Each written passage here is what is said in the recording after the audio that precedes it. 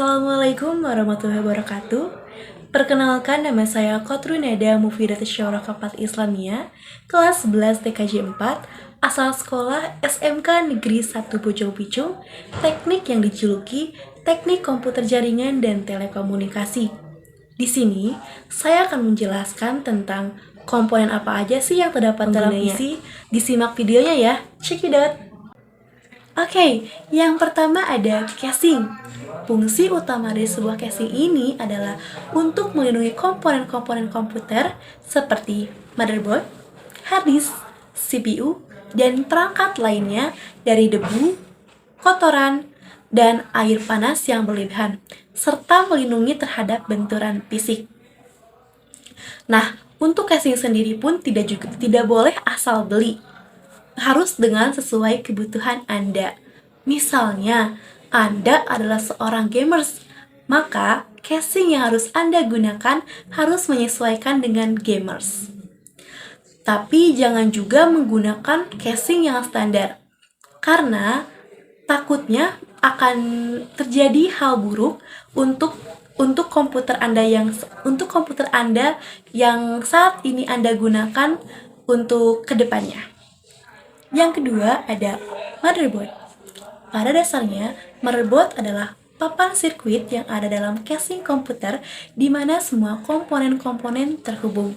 Lebih tepatnya, motherboard adalah perangkat keras yang berfungsi sebagai tulang punggung atau ibu yang menyatukan semua bagian. Nah, yang ketiga ada power supply.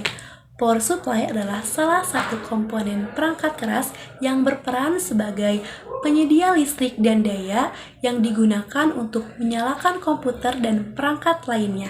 Lanjut yang keempat, yaitu hard disk. Mungkin dari kalian udah pada tahu kan hard disk itu apa? Yap, hard disk adalah media penyimpanan data. Tapi hard disk ini termasuk ke perangkat penyimpanan data non-volatile. Penyimpanan data non-volatile berarti perangkat penyimpanan akan tetap mempertahankan data yang tersimpan meskipun perangkat utama dimatikan.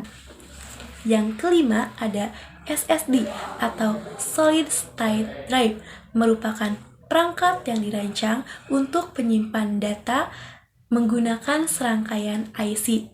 Di dalamnya ditanamkan sebuah chips guna menulis atau membaca suatu data. Bisa dibilang SSD ini untuk media penyimpanan jauh lebih cepat kerjanya dibandingkan hard disk. Karena komponen dalam SSD ini tidak bergerak, jadi membuat kerjanya lebih cepat. Nah, selanjutnya yang keenam ada RAM atau Random Access Memory. RAM ini berfungsi untuk media penyimpanan data sementara dan hanya bekerja saat perangkat hidup atau beroperasi. Hal ini dimaksudkan bahwa saat perangkat elektronik dijalankan oleh suatu aplikasi program akan menggunakan RAM untuk menempatkan data sementara.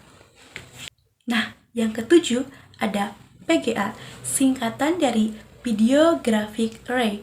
VGA ini berfungsi untuk memproduksi dan menampilkan gambar ke display monitor. Pada komputer versi lama, VGA ini merupakan komponen yang sangat penting. Namun, untuk komputer yang spesifikasi terbaru, fungsi ini dianggap tidak penting. Karena biasanya di dalam motherboard sudah ada atau yang biasa disebut dengan VGA card on board. Nah, selanjutnya ada prosesor. Prosesor adalah komponen utama atau otak dari komputer. Prosesor ini terletak tepat pada tengah motherboard. Prosesor memiliki fungsi yang penting bagi seluruh operasi perangkat komputer, karena semua perintah dimulai dari prosesor. Fungsinya sebagai pemroses data yang didapat dari sebuah masukan atau input dan menghasilkan sebuah keluaran atau output. Baik, selanjutnya ada cooling atau heatsink. Fungsi utamanya adalah untuk mengendalikan dan mendinginkan temperatur pada komponen komputer yang melakukan aktivitas berat menghasilkan banyak energi panas. Nah, ada juga kabel SATA. Fungsinya adalah untuk menghubungkan perangkat penyimpanan seperti hard disk, SSD, driver optik ke motherboard. Nah, selanjutnya ada kabel power. Kabel power ini digunakan untuk memberi suplai tegangan ke power supply pada monitor. Tanpa kabel ini, monitor akan mati dan power supply tidak dapat beroperasi. Nah, selanjutnya ada kabel PGA. Kabel PGA ini berfungsi sebagai teknologi yang mendukung interface pada komputer. Jadi, data digital yang diterima oleh komputer akan ditampilkan ke monitor dalam bentuk grafis dan dapat menikmati secara visual. Nah, ada juga kabel HDMI. Kabel HDMI sebagai media penghubung untuk mentransmisikan data video dan data audio digital. Selanjutnya, CD atau DVD-ROM. CD atau DVD-ROM umumnya digunakan untuk membaca data yang tersimpan di CD atau DVD tersebut. CD akan menampilkan berbagai file yang tersimpan.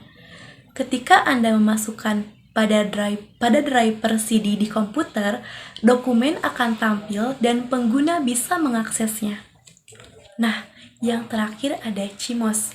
CMOS berperan sebagai sebuah RAM berkapasitas kecil yang menjadi memori untuk penyimpanan data hardware, pengaturan BIOS, pengaturan tanggal dan waktu, pengaturan booting, pengaturan hardware, dan yang lainnya. Nah, saya sudah selesai menjelaskan semuanya. Sebelumnya, mohon maaf atas kesalahan dari penjelasan atau tutur katanya, karena manusia tidak luput dari kesalahan. Wassalamualaikum warahmatullahi wabarakatuh. Dadah.